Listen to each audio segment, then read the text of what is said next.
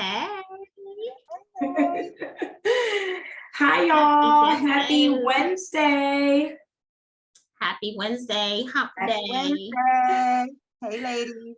Yes, welcome to another episode of Brown Girls Sound Off, BGSO, where we center and amplify the voices of women of color. I don't know, I'm so smiley because, to be honest with you, I mean, as I guess like a foreshadow to our topic today, our main topic, I am actually very tired, but I got so much done today that I actually feel really, really good. Nevertheless, we're going to get into that a little bit later. If you are watching us live, let us know. Say, hey, sis, hey. We recognize that some of you watch us live in the Facebook group. So if you don't know, maybe this is your first time watching our podcast, but we do facilitate sort of like an affinity space for people who identify as women of color on Facebook. And the name of the group is the same as the podcast. So if you're not already in the group, if you're watching this on YouTube, or maybe someone has shared this link with you, then please consider, if you identify as a woman of color, please consider joining the Facebook group. It is all love, like all empowerment, all encouragement. There is it's a no shade zone. We just Right, Nafisa? Absolutely. We love to lift each other up. So again, I just want to encourage you to take a look at our space. Come join and see what the party and the fuss is all about. I am Toni Woodland, one of the hosts of BGSO, and I'm joined by my beautiful co-host. Please say what's up, y'all. What's up? Hey. Lisa Carter. What's And up, I'm BGSO? Chantal. Hey, guys. Aw, I love my sisters. Like, they are so beautiful. They just light up my whole world. And we love you, boo. Oh, thank you. Thank you. So now, last week, we actually talked about the double standards of power in relationships. And it was such a hot topic for a lot of reasons. Like, anytime that we discuss relationships, we find that it's a hot topic. But specifically, we anchored our conversation to all the hoopla surrounding Rihanna and A$AP Rocky. I almost want to call her Sierra. I'll tell you in a minute. But anyway, surrounding Rihanna and A$AP Rocky.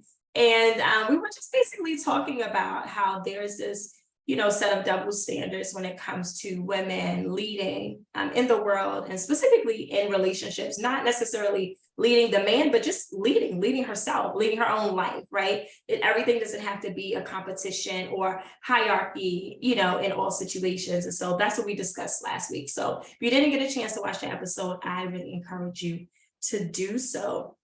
Let's see. Do we see anyone in the group? Is someone in the group with us right now, ladies?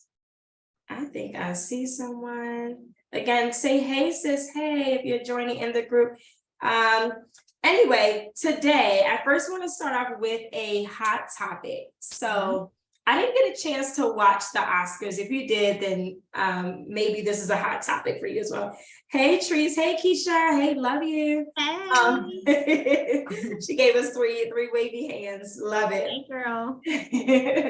So I didn't get a chance to watch the Oscars, but speaking of hoopla around yet another Black woman, right? From what I understand, there's a lot of, controversy around what Sierra wore. What do you all ladies think? I mean, I heard Body Yaddy was out. What do y'all think about that? I just feel like, to me, I just felt like it was distasteful. I mean, she has an amazing, amazing body, but I always feel like there's a time and place for everything. And I just feel like she could have still looked sexy, and just, when I think of the Oscars, I'm thinking of looking like just regal, looking elegant. And to me, that looked trashy. What's so interesting? What were you going to say, Shan? I'm sorry, go ahead. Well, I said, I love the honesty and transparency. Let's go. Right? I saw it, I was like, see, Well, I'm a little shocked too, right? But what's so funny? I found myself, I would say, it's probably been like the last, I don't know, my daughter is 13. So let's say maybe the last 10 or fewer years that I've really been interrogating a lot of what I think about bodies and female bodies. It's so funny. So Nafisa, do you remember that shirt that I had where I cut out the sides, the one that said melanin? Remember we went to that festival in it? And it was showing Yes. the size of side boob. Yes, I remember that. You remember that and the controversy around that, right? Girl, yes. Okay, well, I just threw it out. I literally just threw the shirt out the other day, right? But anyway, most of you didn't get literally like this past weekend. Now, most of you didn't get a chance to see this shirt. I do have pictures in it. But anyway, I just remember that time in my life being like the beginning of me starting to unpack a lot. Like I agree with Nafisa, right? Like I wouldn't have worn the outfit, probably because of all the reasons Nafisa named. And so and I recognize it's such an automatic response for me. Like I see something like, I'm not wearing that, you know what I mean? Or I question why someone or why I might even, wear something so revealing. And then at the same time, I also start to question like, who governs our bodies? You know what I mean? Like where did these ideals come from? There was a time when we didn't wear clothing. You know what I'm saying? Yeah. There was a time when like all our clothing was like skimpy, right? A couple leaves over here, right? Some grass. Well, before we were civilized. Right, grass covering the cracks and everything. I'm just saying, but like how do we evolve the way we wear so many clothes? I think that's where all these diseases come from, right? We're coming up too much. Oh, Lord. I don't know. What did you think, Chantal? I definitely agree a lot with what Nafisa said. I think I agree that there's a time and a place for everything. I don't necessarily think it's not that she shouldn't have worn that outfit, just not at the Oscars, right? So if there was like a party she was going to or a different type of outing, I mean, come on, it's Hollywood, right? I mean, Hollywood do Hollywood stuff. You do Hollywood stuff. But again, like Nafisa said, I personally believe you can be beautiful and elegant and sexy and sensual, and you can still be covered up. You know what I'm saying? But at the same time, because I'm into this revolution around us as Black and brown women and who governs our bodies, I'm also like, but that's her body, right? Yeah, and she had the support of her husband. Her husband was right there supporting he her. Was. So it's like, again, I am, two-sided on this. I would say yes and no. You know what I mean? Like, not at the Oscars. Not at the Oscars. I was embarrassed. If I'd have caught her on the beach in Italy or something like that, I'd have been like, girl, and that it. Not the beach in Italy though. Right. Yeah. Not the Oscars thing. Yeah. Yeah, like I said, I definitely agree.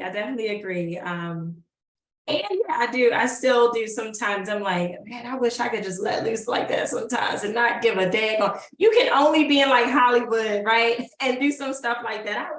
I wish a Tony would and watch how quickly I'd be fired, contracts be canceled. Yeah. I want that kind of privilege. Yeah. Just every now and then, right? Just step outside of a box every now and then, but no. So anyway, we just really just kind of wanted to quickly discuss that. Hey, Kuda. Hey, Ro. Thanks for joining. Hey, Melissa. So today's primary topic is productive rest. Hey, Christina. So we, Shan actually just shared a video in the group this week in BGSO on Facebook this week. And the video was essentially about rest. The video was not just about like the importance of rest, but one thing that I got from the video was like all the misconceptions around rest, particularly when it comes to Black and brown women, right? And how there's this misconception that rest is something we gotta earn, right? Yeah. And that like, almost like we're also not even deserving of hobbies or pastimes that give us a rest or a break from like our daily grind. Like if you're doing something, another thing I took away from it was if you're doing something, well, sis, you can monetize that, like that should be a business. Listen, I fall victim to that all the time, like I will admit. What else did you two get from that video?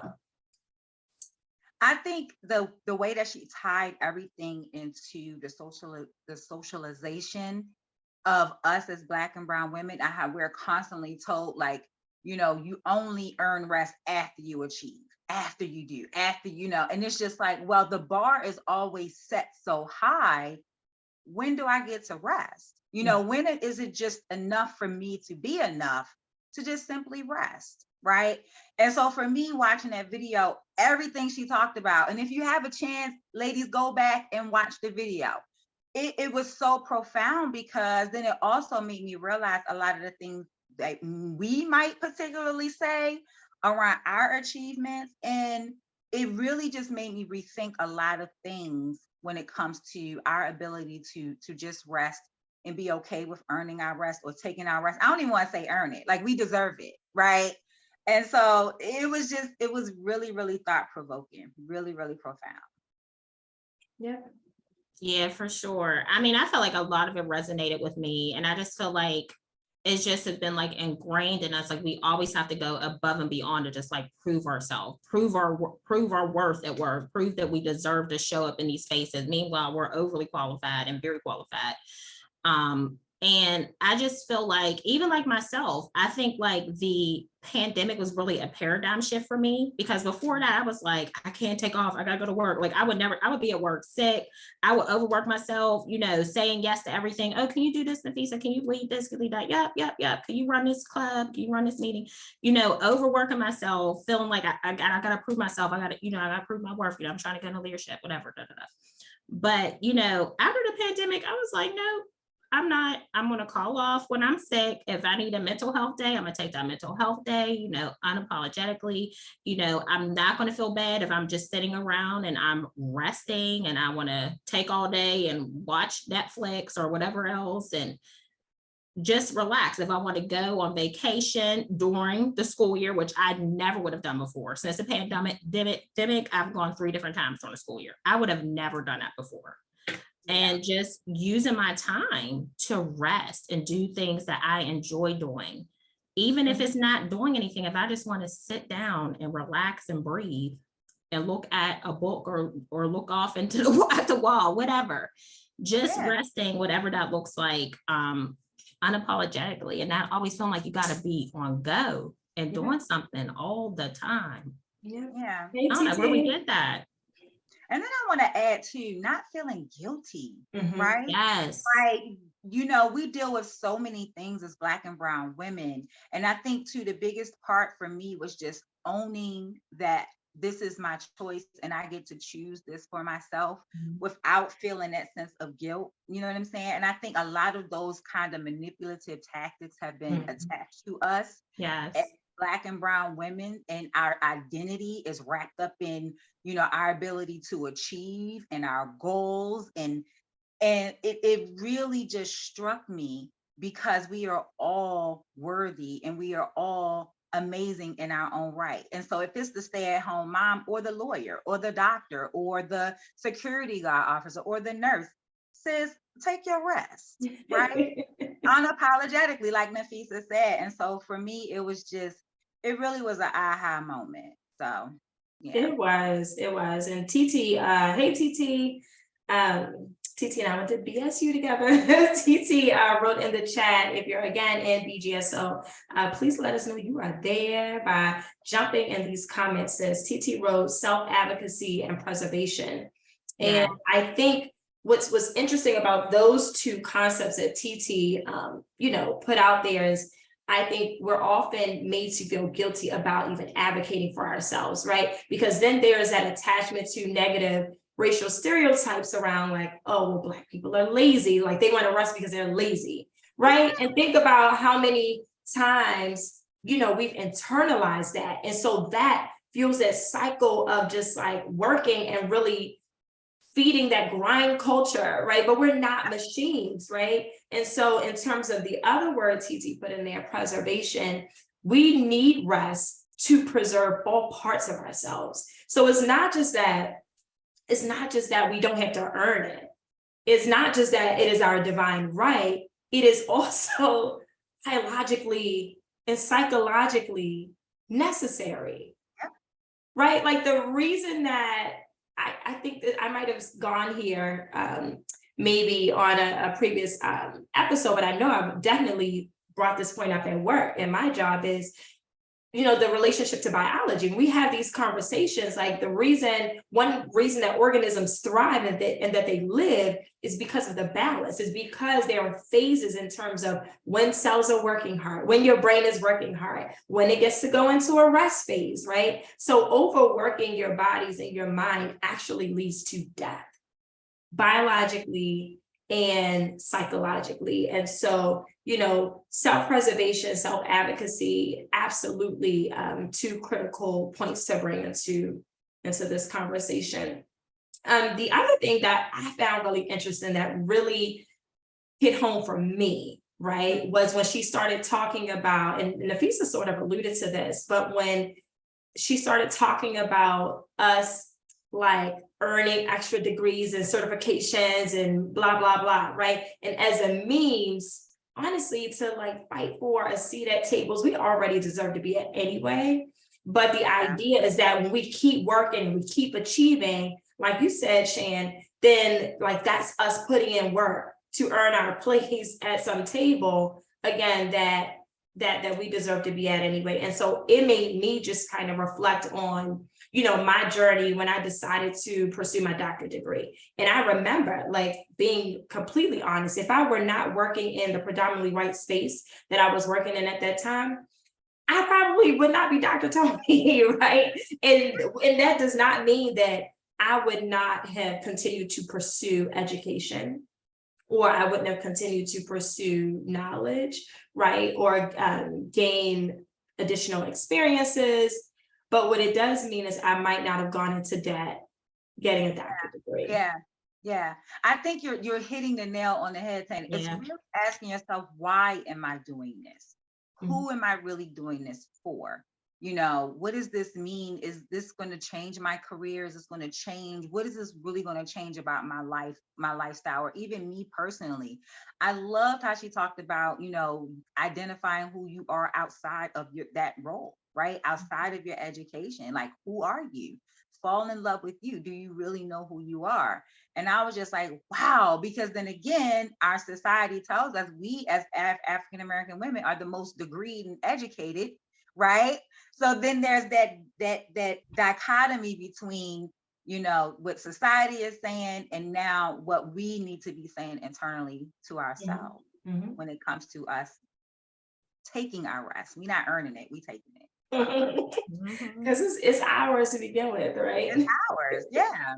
Absolutely. And you can get lost in your work too. Sometimes people get so consumed and just pour all of themselves into the work that they don't have nothing left for anything else. You can't pour from an empty cup.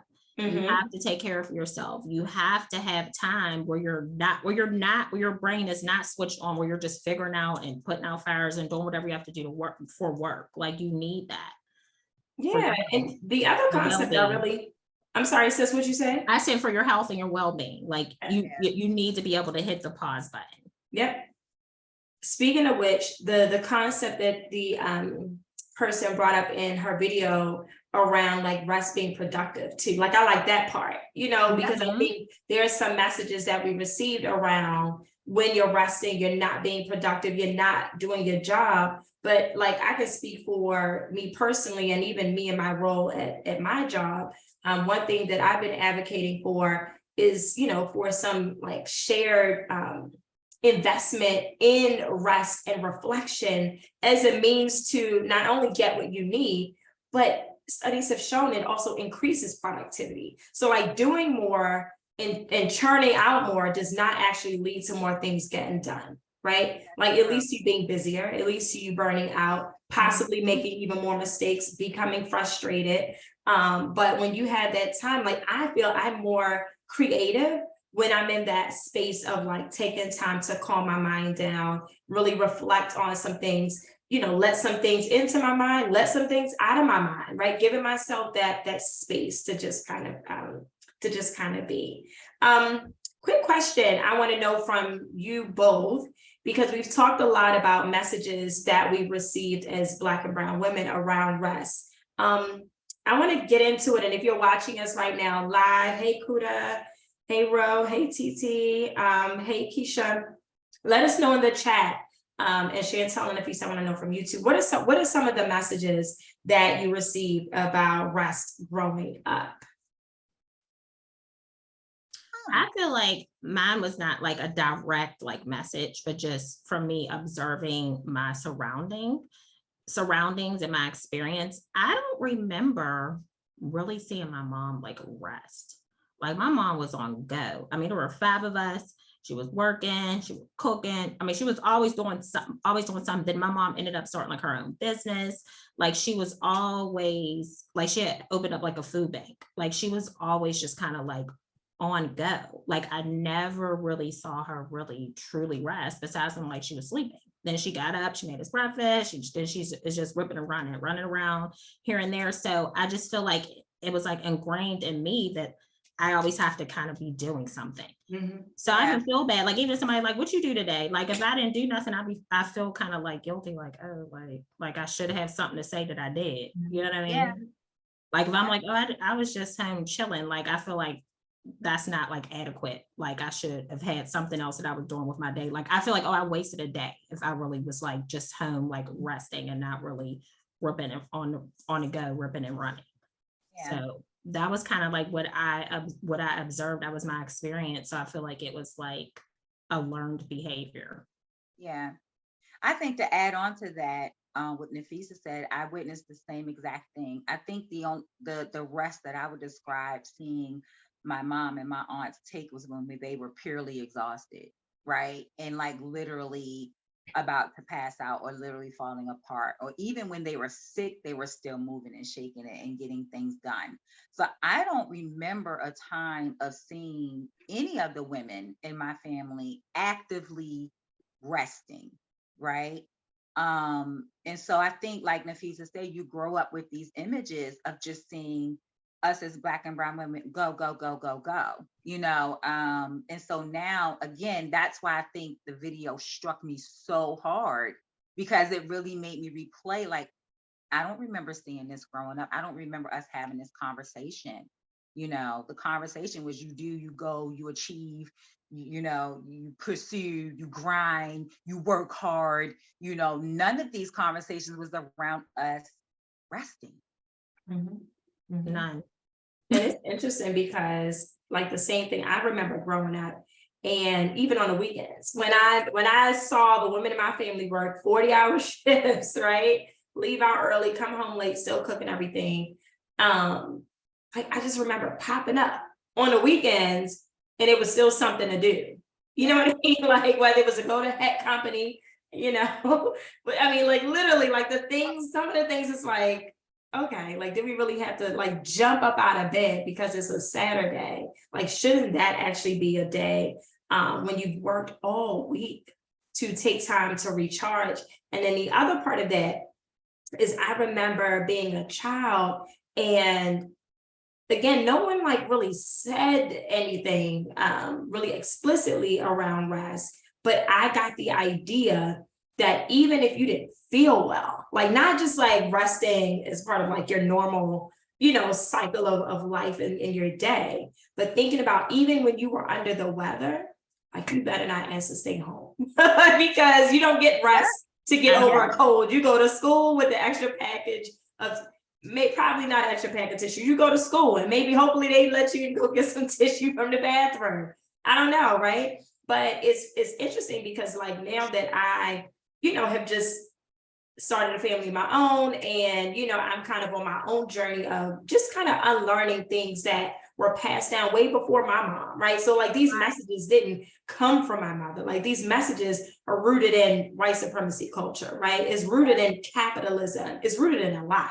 And so these messages have been passed down generationally, from one set of women to the next, right? To the next daughter, to the next.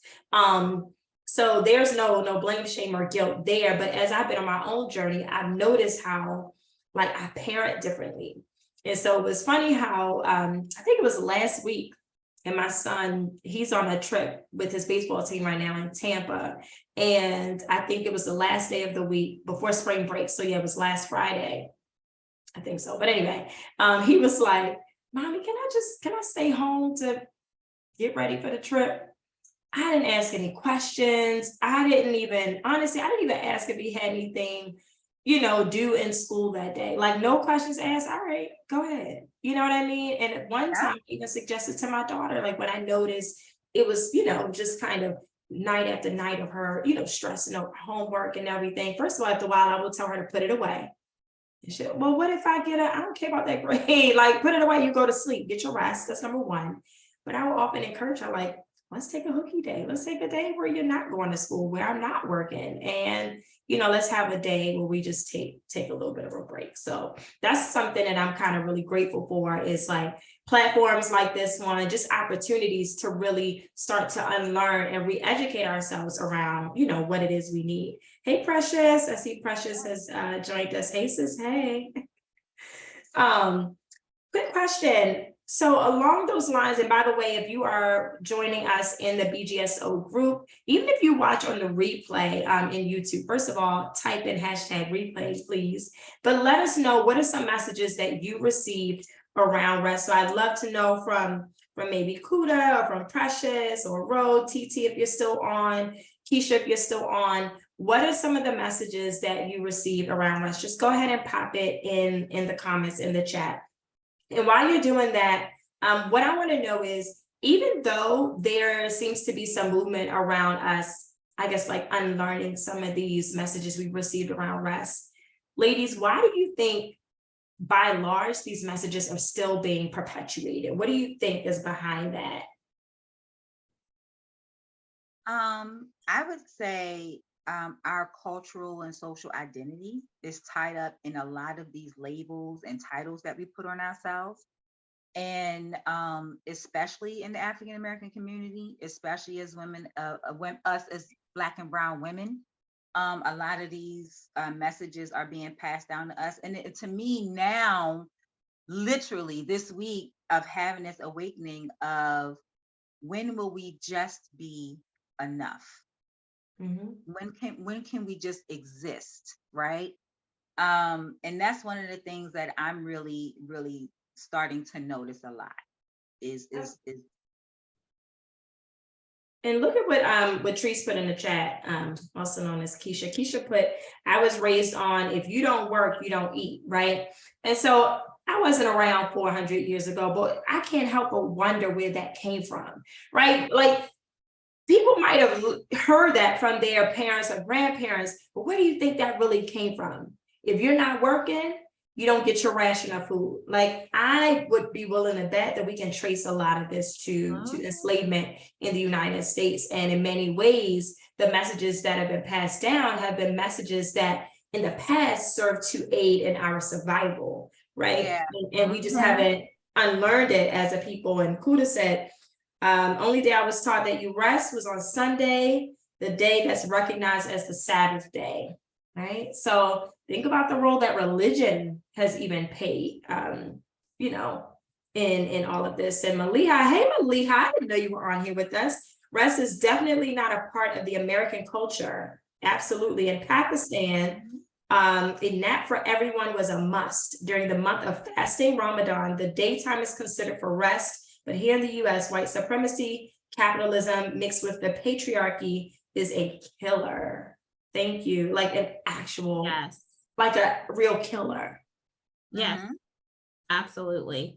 I just feel like it's just like, kind of just piggybacking on what you both already said. It's just like, it's ingrained in us. It's generational. Like, we have to start changing that narrative and like shifting like our mind, our thinking and our mindset, and just like kind of like that self-talk, like telling ourselves like, we start feeling like you got to keep pushing, you got to keep going. Like, no, I don't. Like, it's okay. You can stop, you can rest, it's okay. And just kind of like, we have to unlearn the behavior that is ingrained in us, that has been passed down through generations. Like you said, it wasn't just like my mom. My mom saw her grandmother do it. I'm sure my grandmother saw her mother do it. And it was almost just like it's a survival mode. Like, we feel like we have to do it. Like, if we're not working, if we're not picking up this extra job or doing this or that, like, we're not going to be able to survive. We probably would still be okay. Yeah. So I think it's just really just starting to change that narrative and doing like that self-talk for yourself. And like I said, again, being unapologetic about knowing when you need to rest, taking that day off, like taking that mental health day. We have the days to use them. That's why they're there. Yeah. So we need to not feel guilty about taking off from work, about pausing, and maybe even telling our family or kids sometimes, like, no, we're not doing nothing today. I'm not running around this Saturday. Like, I need to relax. This is what I'm going to do. And just doing what you need to do to really preserve yourself and to rest, because it does start to affect yourself physically and mentally. Like your body, like if you don't sit down, your body will sit you down. Yeah. Eventually it's going to happen. So, that's a part of self-care and taking care of ourselves too, is making sure we are putting in intentional time to rest. Yeah. Thank you, Nafisa. And as we start to wrap up, this is good. This is, I feel like this is speaking to definitely my soul, but it seems like it's resonating with a lot of you. Again, please, if you're watching in the group, let us know what messages you received around rest. And the next question to round out our conversation that I have, that I want to learn from Nafisa and Chantel and from all of you who are watching us either on YouTube or in our Facebook group, is how do you resist, right? Because for many, resting can feel like an act of resistance. And for some folks, they may not know like how to advocate for themselves. I know that TT earlier talked about self-advocacy, right? In the spirit of self-preservation.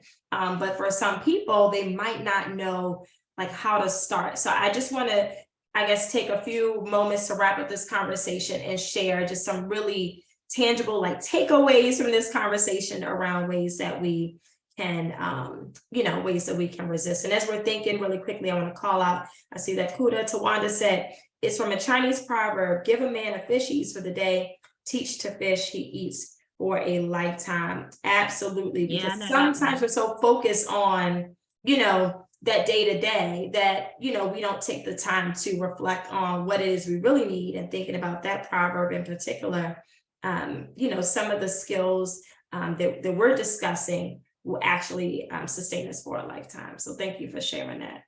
Ladies, how do you resist?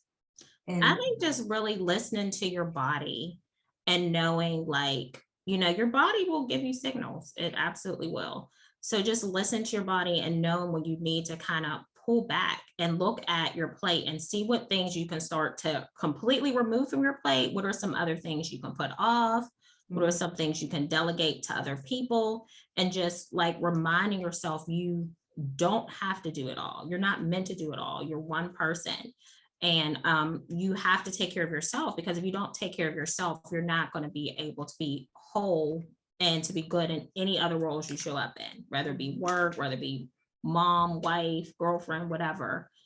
So just making sure that you really just listen to your body and kind of start looking at where you can shift things and take what you can take off your plate. Yeah, that's good. That's good. I would say that my rest is productivity, right? When we allow ourselves to really rest and be still, that is what rejuvenates us, mind, body, spirit, and soul. It's where we are able to reimagine, creativity or reimagine life or recreate, you know what I mean? It's where we really get the opportunity to refresh ourselves and nourish ourselves. And so I think if I would say anything, is to tell yourself that you are worthy of that rest. And I love when Nafisa says to be unapologetic about doing what you need to do for you. The job is going to be there. The bills are going to be there. All the other things that we feel like we have to keep up in this rat race to prove ourselves to other people, we don't, and so live a life that you can enjoy, and rest should definitely be a part of that. Yeah, thank you. Treese put in the chat in reference to what Nafisa said, as far as your children go, once you work so much with no rest, and then your children want to do activities, for me, I feel bad telling my son I'm tired because he doesn't deserve it. And it's interesting because that's exactly, I was going to touch on that anyway. Yeah. So, honestly, Keisha, it's like with this conversation, there are very few right or wrong answers, right? It's about balance. And I feel you, because I literally was just talking to my mom about that today. I was like, man, I looked up and I've been up late every night. Like by the time I, turn my computer off, like I haven't even cooked dinner. We've been eating out, door dashing and everything. And so I've been more aware of the time that I'm spending away from my children, and, the lack of engagement, right, that I have with them because I work my behind off and it's just me. And so I think that one thing that I would say would be, of course, and Nafisa alluded to this, is have conversations with your kids. Like for many of us, I'll speak for me, like I didn't have these types of conversations with my mom.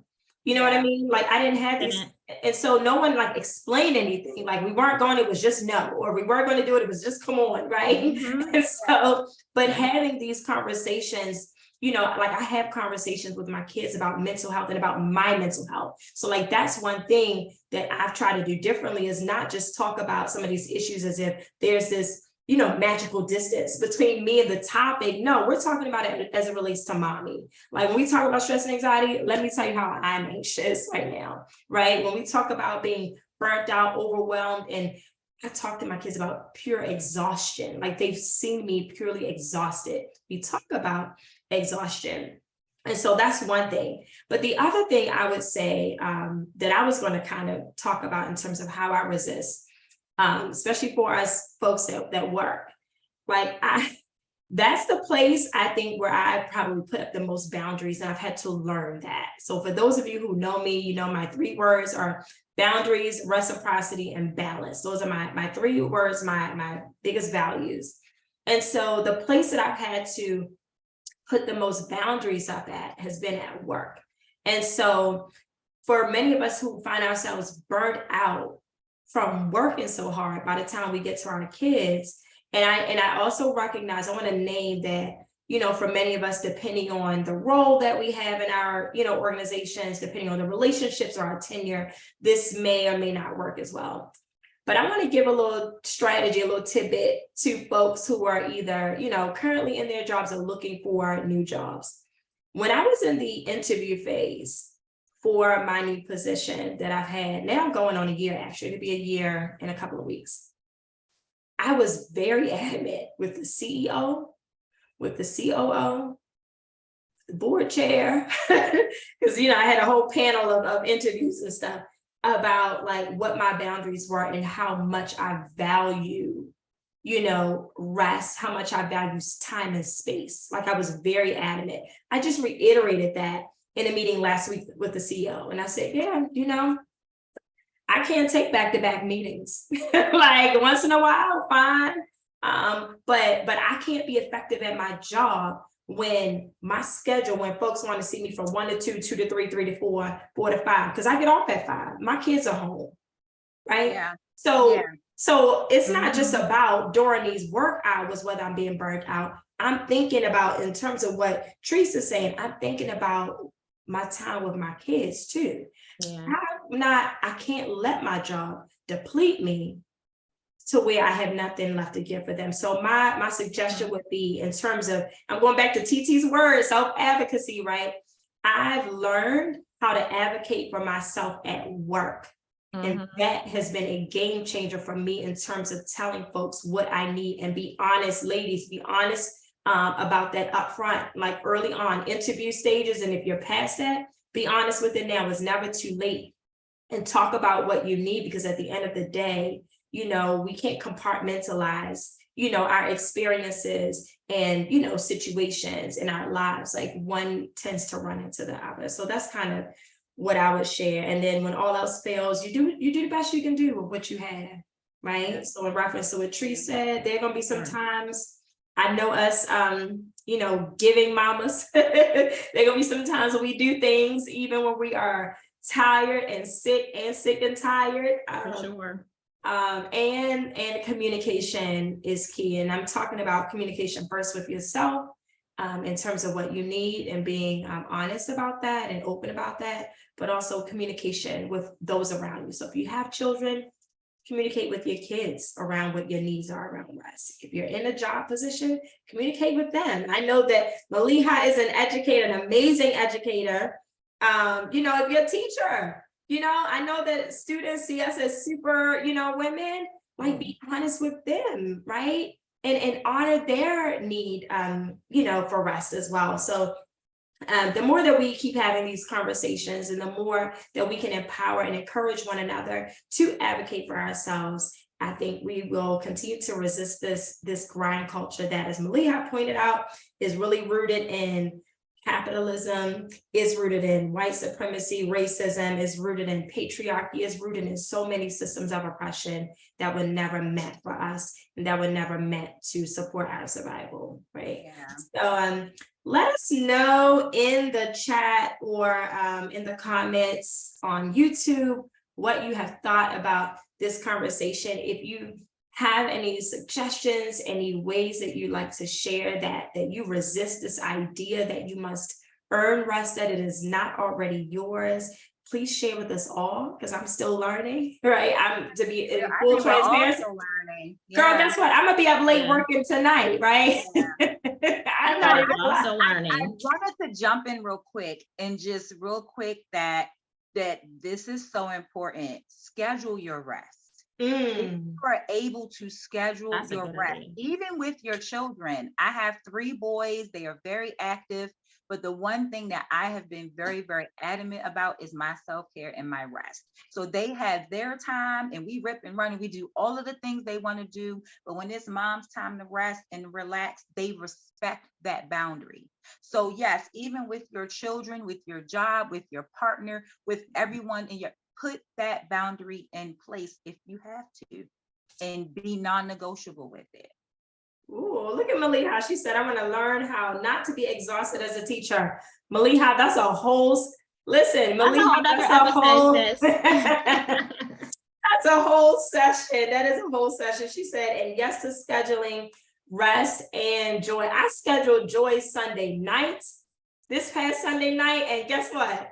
It is Wednesday night and I have been scheduling joy all week. So that whole idea around scheduling, around, you know, willing yourself joyful and willing yourself restful. She said that's a whole session. Absolutely. Right.